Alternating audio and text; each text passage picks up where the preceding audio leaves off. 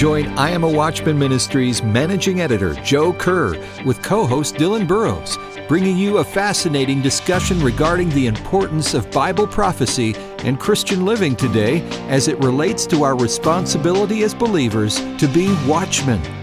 This is A View from the Wall.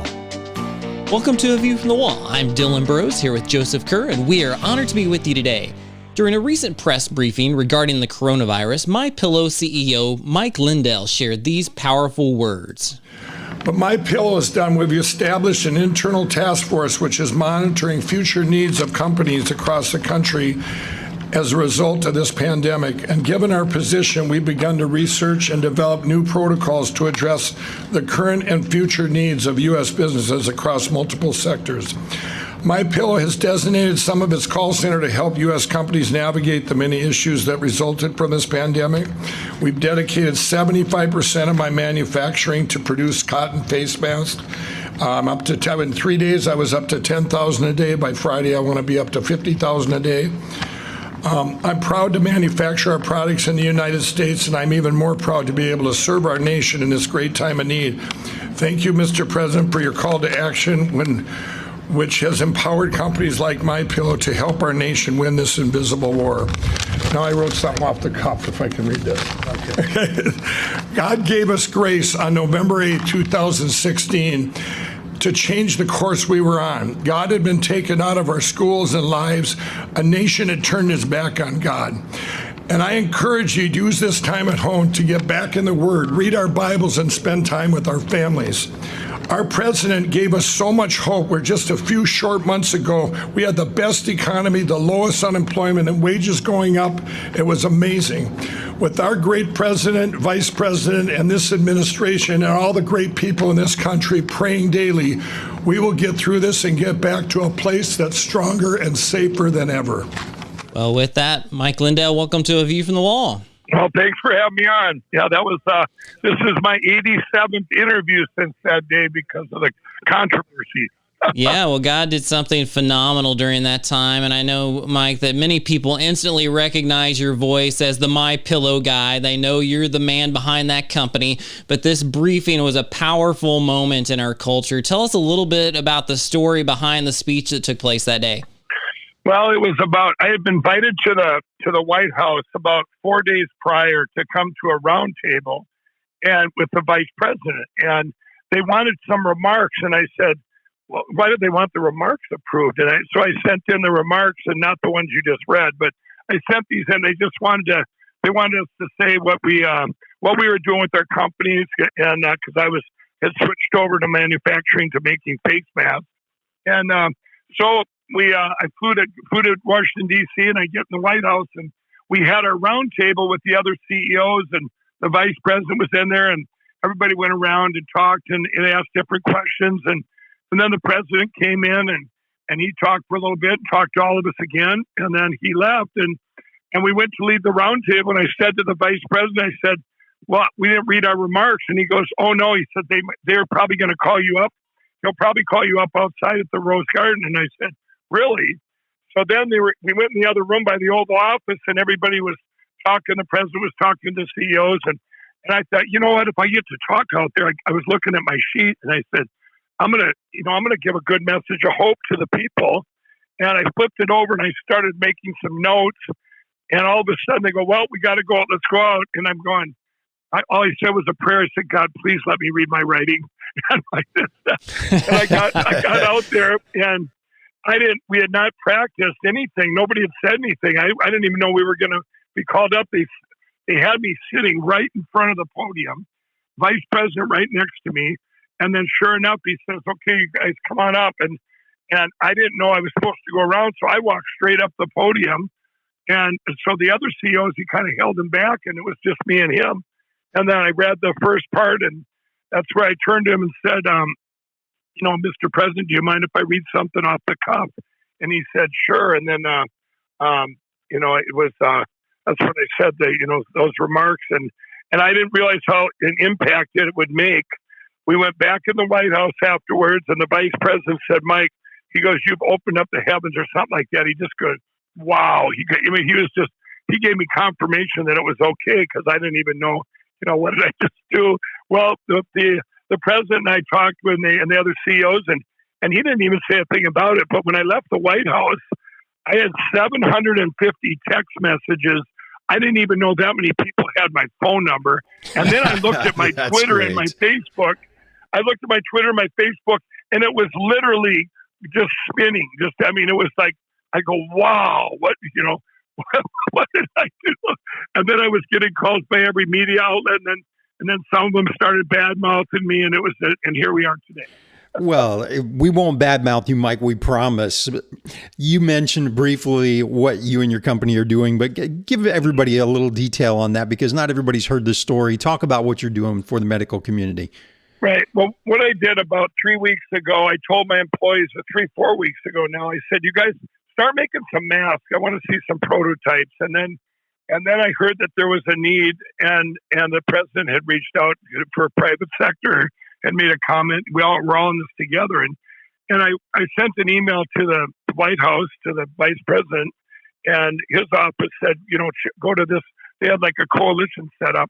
So I found out from them, they were very informative of what these masks should take, what kind of cotton and all this, and what kind of elastic.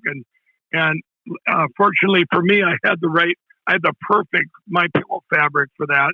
I only had to change 2 processes to make the fabric. And then I had these big cutting machines. And the first thing I did is I said, you guys, we're going to go into mass manufacturing.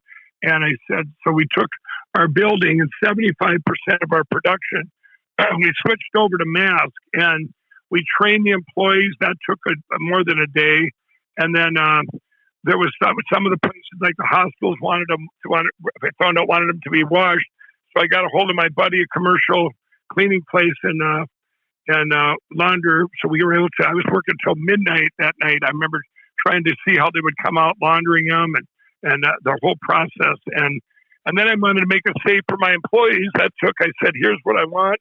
Everybody come through one at a time. You wear a mask the whole time you're here. You wash your hands.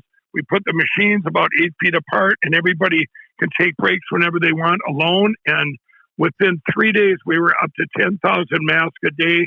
Now we're up to almost, with all the other companies that I deal with that make my fabric and everything, we're up to almost 50,000 a day. That is phenomenal. We appreciate all you're doing to help those around our country during this time. But in addition to your efforts in this area, you've also recently released a book called What Are the Odds, that tells your personal story. Tell us a little bit about that before we go to break here in a moment.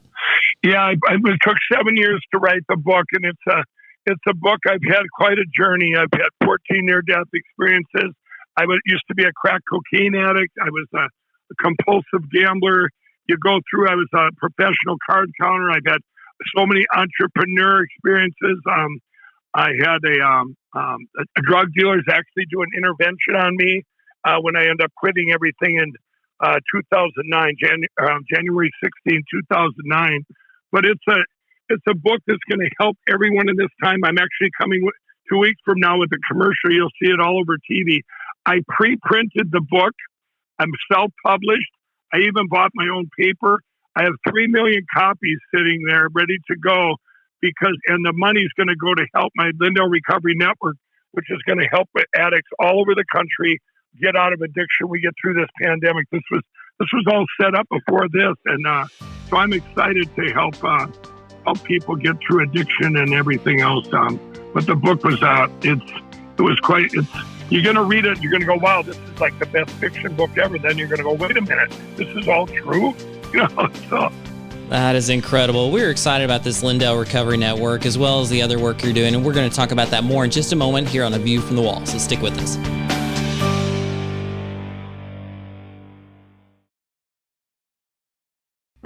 From I Am a Watchman Ministries, here's today's I Am a Watchman Minute. What did Jesus say about reaching the lost? He said, "Behold, the fields are white unto harvest." What does that mean? It means the work of harvesting, the work of witnessing must be done now. That's the focus God wants us to have. Things of secondary importance must not occupy priority segments of our focus, energy, and resources. In ancient times, if a harvest was not gathered in at the right time, all would be lost. It would die and then be cut and thrown into the fire. Friends, the day of the return of the Lord approaches. The fields are white unto harvest. Now is the time to turn to the Lord and win the lost for the Lord. Visit imawatchman.com for free resources that will help. Be bold, be faithful, be a watchman. IamAWatchman.com.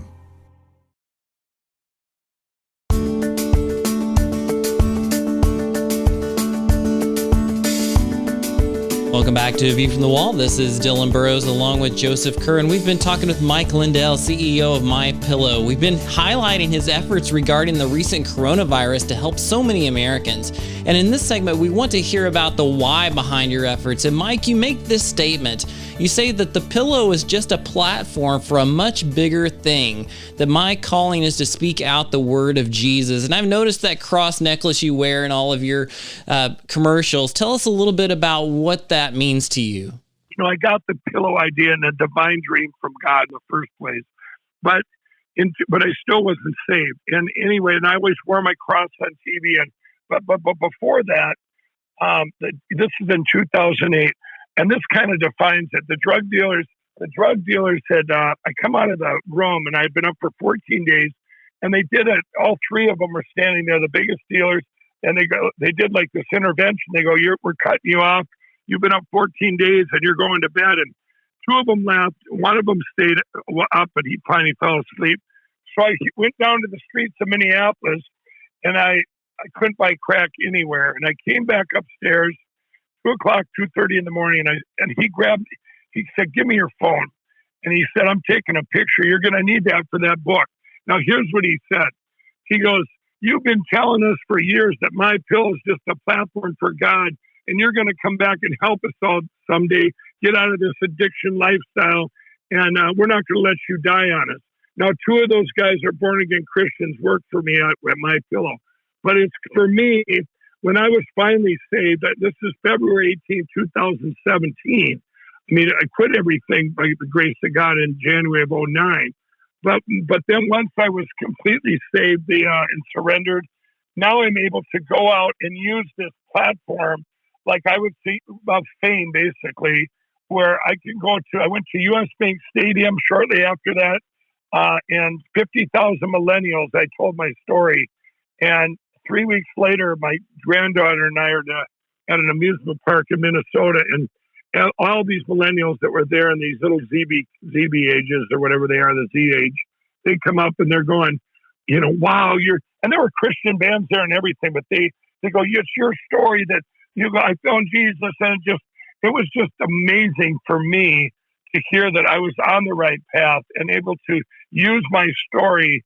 People say to me all the time, do you regret anything in your past? I said, no, not if it's not where I'm at right now. And if that story helps other people, gives them hope, and then they find that hope is Jesus. Your story led you to develop the plans and set up the Lindell Recovery Network. So right now we're broadcast across 44 states, all across the United States. And there's probably somebody listening today who's struggling with addiction. Maybe they just have those failed dreams like you discussed. You had many things that went well, some that didn't. And they may be struggling with their calling or purpose in life. How do they get in touch with the Lindell Recovery Network? And tell us a little bit more about that and how it would help people. Well, it's not launched yet because of this pandemic. So we were about 2 months out when this hit. But I can tell you part of it right now, what you can do when you're at home. And this goes both ways. Let's say you're an addict. I don't care what the addiction is. I don't care if it's gambling, porn, overeating, meth, crack. It doesn't matter. Addiction is just a mask for pain and stuff that's happened in childhood, fatherlessness, and all kinds of things, and trauma. And if you're sitting there at home, everybody knows people, let's say I'm going to do an example. Let's say you're a 20-year-old heroin addict, and some of your friends that have died out there, and you feel hopeless now, especially what's going on now. You also know some of your friends that have made it through. And this is the time to reach out to them, and because they're your hope matches. I had a friend of mine came back to me in 2008, and we had both started cocaine at the same time, switched to crack at the same time, and he had been straight for 4 years.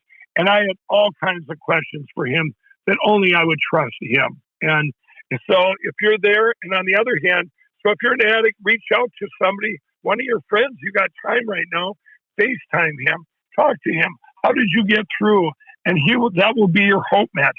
Now, if you're at home, and all of you, everyone else that's gotten through and made it through whether it's your faith-based treatment centers, your Teen Challenge, Union Gospel, Salvation Army, all these great treatment centers, and you've made it through and you've had your heart restored, and even if, whatever that is, reach out. Now is the time to reach out to people, your friends that need that hope, that are still addicted, and reach out to them. We could make this the greatest AA meeting in the history of the United States, but with Jesus as the higher power. And it's a perfect time to have these massive, AA, talk about, reaching out to help people, because who's looking for hope more than right now? Everybody's looking for hope. And these, if you're an addict, you've already been living in fear and everything else. And, replace that with peace. This would be a great time. I call it, this is the opportunity for the greatest revival in history.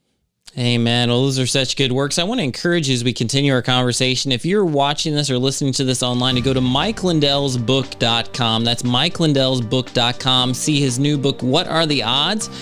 From Crack Addict to CEO. You'll even see the before and after pictures he's talking about in our interview. I think you'll be fascinated by that. When we come back, we'll talk one more segment with Mike Lindell from MyPillow. Stick with us here on A View from the Wall.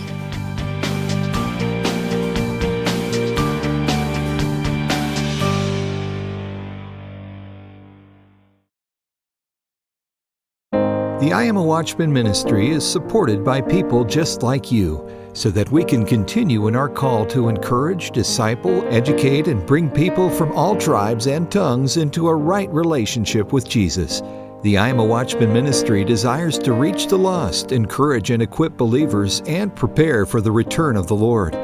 There's a great need to share truth and disciple believers. Most in the Western world are not strong in their faith. Billions in Africa and India and in Arab and Asian regions are lost or persecuted for their faith. We want to reach them and equip them. Our vision is to facilitate the multiplication of godly leaders, watchmen around the world. Free I Am a Watchman resources have been accessed by individuals in more than 160 countries, but there's so much more to do. Please consider becoming a prayer and financial partner in this good work. Visit IamAWatchman.com to find out how.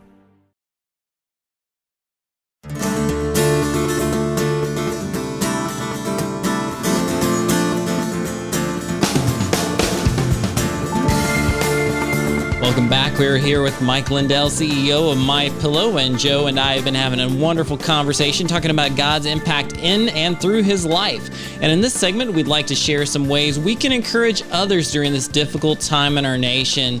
And Mike, among the tragedies in our culture, I want to take a moment to talk about the positives that we are seeing and share a little bit about the positive and hopeful things you're seeing right now in our culture, especially spiritually. Well, yeah, since I said that at the White House, I don't know if you guys know this, but Bibles have been selling out across the country. Yes. I deal with the online stores and box stores, and there's some of them that they ran out of children's Bibles right away.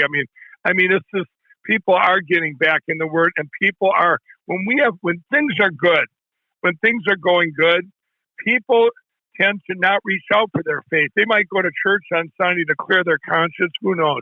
But I'll tell you what, when things go bad, even like my story from my book, I prayed when things were bad. I would go, God, please get me out of this, and whatever. And that's when people are open to hope. And I really believe this is a massive awakening, a history. It's a massive awakening where people are praying to get us through this. Things are getting revealed, good things, bad things. And it's, I'll say it again. I said it at the Rose Garden. God gave us grace when Donald Trump was elected, because I really believe, I didn't think politics ever affected our daily lives. When I came out of addiction, I had never voted or anything. And I'm going, wow, what's going on? Where's our nation gone away from God? And, God, we as a nation had turned our back on God. And there were all these things going on that goes, I had a movie out last year called Unplanned that I was in, and I was attacked for that. And, all these things it's like a spiritual warfare in our country. And I really believe that, we are going to it's going to be completely different coming out of this, with so many people in faith and so many people that have surrendered to Jesus. I believe it's probably, I know the churches, they're doing so much online now or whatever, but it's all of us together. And I think it's a great uniting of the country, taking politics out of it. I think there was a divide. I just believe that this is uniting us. We're all one people under God.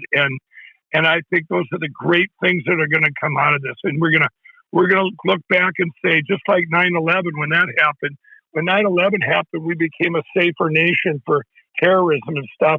I think things are going to manifest out this. We're going to become a nation closer to God, and we're also going to be safer and more secure, not relying on other nations. I mean, there's for our medical things and being safer for anything that would ever come along like this ever again. Mike, so many folks feel connected to you and the company through television, and you alluded to your spiritual story just a little bit, and there are folks who are struggling and wondering right now. Let's just take it directly to that point. Share exactly what somebody can do right now who is looking for the answer. You know the answer is Jesus. Tell them how they can find him. Yeah, you really need to. I'm going to tell you two things here. Everyone that's at home that has had their heart restored, that is saved, you need to reach out. This is the time to evangelize. Call your friends and talk to them. Ministry to them, disciple them. And if you're home and you're by yourself, get into that Bible and get on your knees and do that full surrender to Jesus. There's nothing. When I used to pray, when I did pray and I didn't have the Lord, I didn't have, I just believe in God. I just have that personal relationship. I used to pray, and some of the prayers wouldn't get answered. Well, that might have probably wasn't God's will. Well, where's God's will? God's will is in the Word. Now that now that I have Jesus, from February 18, 2017 on, I can be proactive in my prayers, and I can. Things are easier. It gets so easy. It's like lifted off you. Your fear will be replaced with peace. And there's just nothing like it. So I just encourage everybody, like I did from the Rose Garden, to get a Bible. If you don't have one, go on your phone and download an app there's a million Bible apps out there now you can download. And if you reach out to somebody and ask them about Jesus. I mean, this can be also the biggest revival ever, not just for addiction. To get out of addiction, that's the answer is Jesus there too.